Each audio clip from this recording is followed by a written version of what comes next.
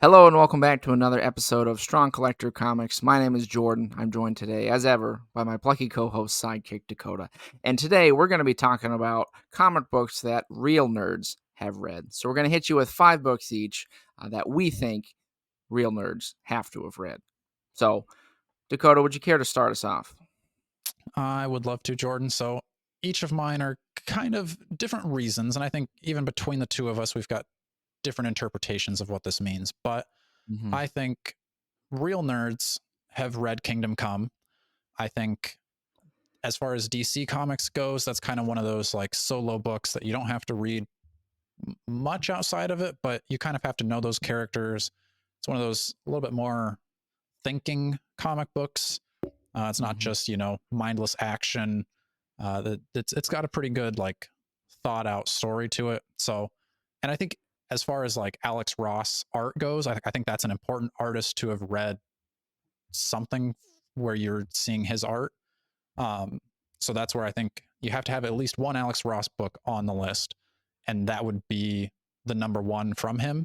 If somebody else out there thinks that there's something Alex Ross that's more important than Kingdom Come, I'd love to know because there are other good ones, but I think this one is the pinnacle.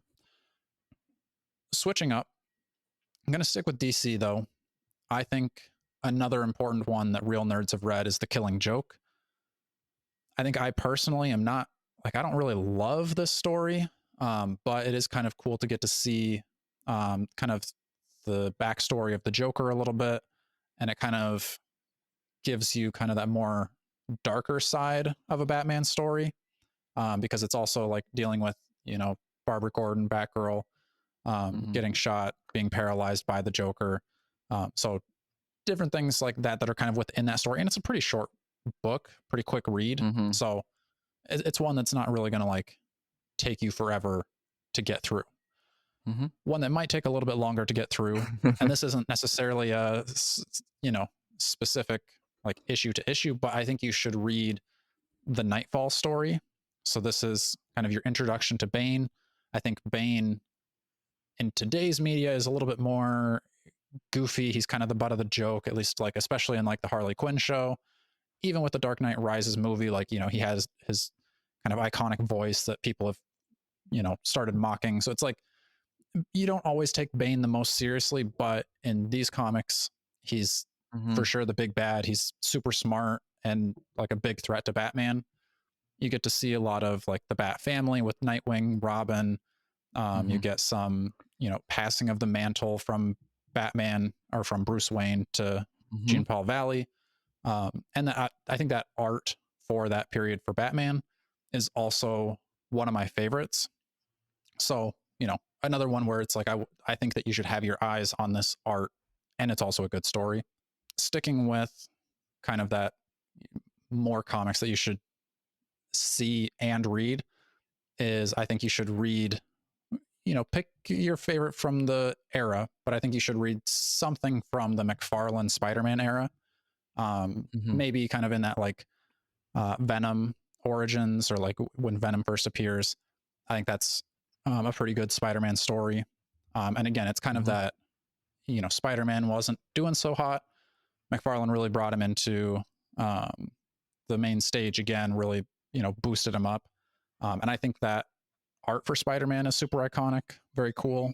And it also goes along with, you know, good stories. Mm-hmm. I'll stick with Todd McFarlane for my last pick. And that's going to be, I think you should read Spawn Volume 1. I don't think you necessarily need to read a ton more than that.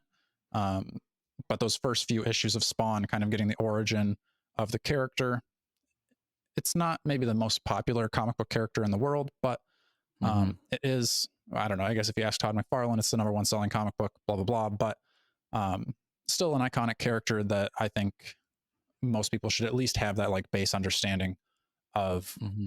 the origins. You could read more if you wanted to, but I think that first volume is kind of the must read.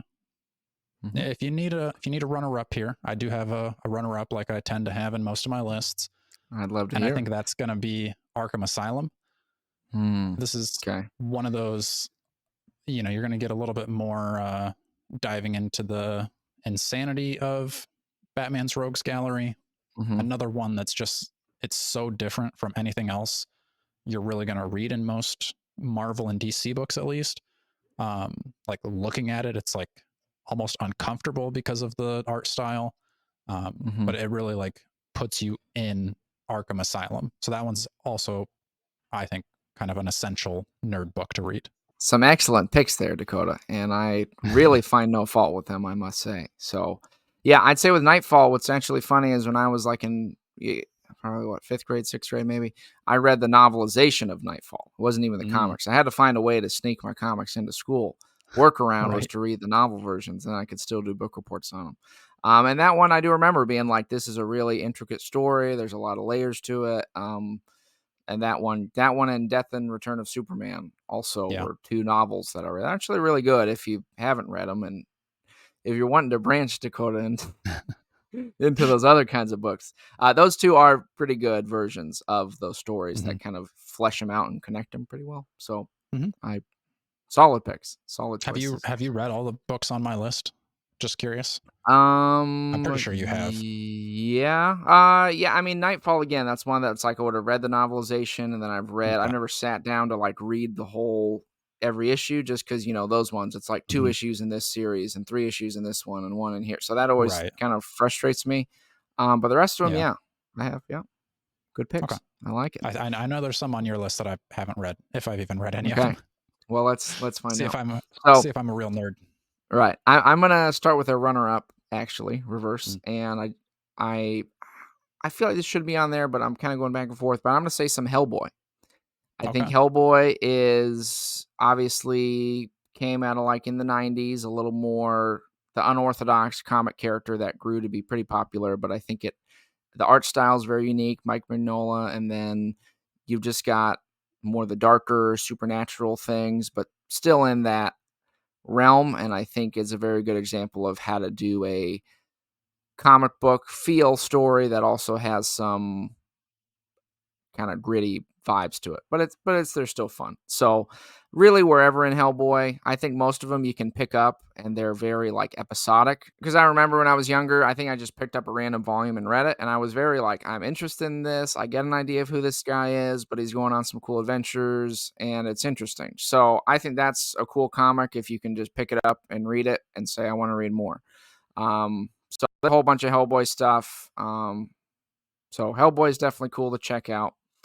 Another one I'm gonna say, also in the more off the beaten trail initially, is gonna be the Mirage TMNT stuff. I think definitely the first issue if you don't have much time. But those are very cool as far as like an indie book very early on that sort of opened the door for a lot of those smaller publishers. More unique, just kind of weird, but it's cool to see. I think the art there, like the black and white style, sort of that more lower budget feel, but seeing what creators can do just based on their talent and not even being part of like a big publisher. So I think that's also a big piece of comic book history is seeing how that sort of showed what was possible there.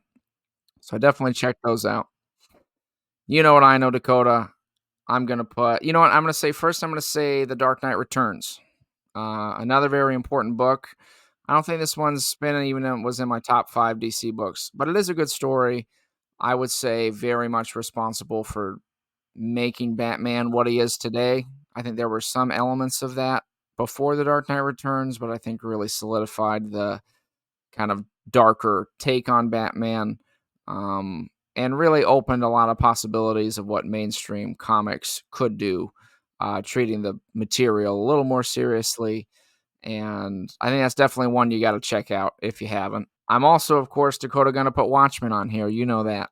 And similar, they both came out the same year, Dark Knight Returns and Watchmen, but I think marked Watchmen, of course, being as big as it was, kind of brought comics out of like the comic book stores, sort of into the more general reading community, bookstores, that kind of stuff. And I think that's really cool because I think it kind of showed you can still have fun. I think Alan Moore clearly loved. People will argue that he didn't. At least some Facebook people I get into fights with. But he loved comic books. Maybe not so much anymore. But I would say, you can still have those sort of stories, but I think Watchmen solidified what you really could do with comics, if you treated them not necessarily seriously, but at least said, like, we can tell real stories here that have deeper layers than just people fighting each other, I think. Um, but that's not to say that didn't happen in regular other comics, Dakota, because I am going to also, on my list, put Amazing Spider-Man 121 and 122, which is the night when Stacy died. And I remember, like, more as a kid, seeing this, of course, in, like, the homage they do to it in the first Spider-Man, Green Goblin dying, but I think reading that was a very prominent thing to both have Gwen Stacy die and Green Goblin die in these comics, where it's like that really didn't happen so much in, like, a mainstream comic book. And I think that sort of was a shift in general comics.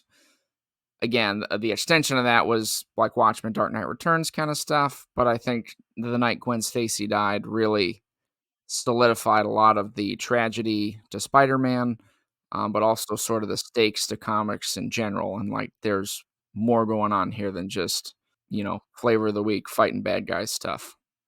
Unfortunately, I think they kind of undid the Norman Osborn Green Goblin stuff, and then they're always trying to bring Gwen Stacy back. Um, but I think that's an important one. There's many other important, like, single issues. Maybe that will be a separate feature, Dakota, is single issues you got to check out as a real nerd, because I think we could come up with a pretty good list of those too. My other one I'm going to say, maybe you've read this, is going to be Infinity Gauntlet. And I wanted to pick one that's like a blockbuster summer event comic. Some people might say Crisis on Infinite Earths. I think that one's way too convoluted. I'm sorry to be on the list. I think for what it was kind of cool, but try to read it. Try to read that, Dakota. I'll challenge you to read that. I think a much better example is, even better than Secret Wars, is Infinity Gauntlet. Because I think Secret Wars, again, it's just people fighting each other. I think Infinity Gauntlet has that epic feel. But again, that's another one where I remember, like, you see all the heroes fight and, like, they all get killed by Thanos. And for me as a kid, it's like, oh my gosh, like, Captain America just got killed and, like, Thor got decimated. So it was like, again, people start to do that to death. But I thought that was really fascinating to see, like, the stakes and that scope of kind of what the template for what a summer, like, blockbuster crossover type event can be, and of course laid the template for the MCU movies for those. Yeah, I thought about saying, like, you should read one Crisis from DC, but I couldn't pick which one. And you're right, was that Crisis on Infinite Earths you said? I have that, like, hardcover, and I have tried reading it, and I just stopped. That's, like, I almost never stop reading comics. That's one that I've tried twice and just stopped because I was like, I don't know what's going on anymore. I'm done. Yeah. So yeah, I think.